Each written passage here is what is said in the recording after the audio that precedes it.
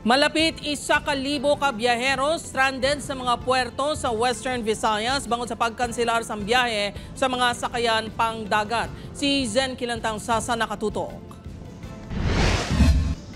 Sa sulod sang Parola Wharf, nagtulog ang masobra 50 ka pasahero bangod ginsuspender ang biyahe sang fiber boats halin Iloilo Guimaras and vice versa. Si May upod ang iabya na mapauli kuntani sa Banwa sang Buena Vista, naghulat na lang nga magbalik ang biyahe. Ma-wait kami, pero kung hindi gid, balik kami, mangita kami place for stayan until tomorrow naman kay by the way, basi tomorrow mabalik naman mong biyahe. Base sa Sea Travel Advisory sang Philippine Coast Guard, suspendido ang tanan nga biyahe sa seaport sa Western Visayas bangod sang epekto sang Bagyo Opong. Suspendido ang fast craft operations halin Iloilo Fast Craft Terminal, padulong Bacolod Bradco Port kag North Harbor Port Manila. Sa Buena Vista Wharf sa Guimaras, makita ang mabaskog nga balod kaina sang aga. Kanselado man ang biyahe sang sakayan pangdagat sa Carles, Estancia, Concepcion, Ahoy, Banate kag Dumangas. Sa stranded passenger mayara kita ma'am sa a total of 908 sa bilog nga Western Visayas ma'am.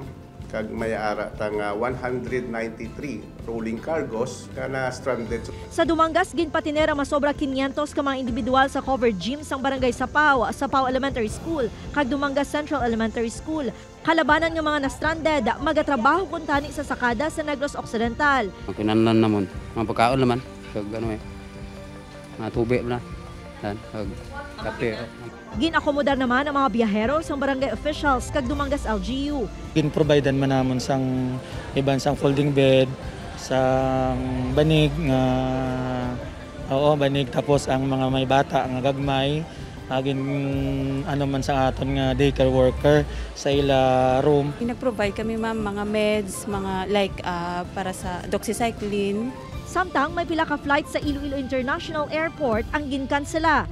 There were 8 flight cancellations in different destinations: Iloilo, Zamboanga, Palawan, Cebu, and these are all caused by Typhoon Opong.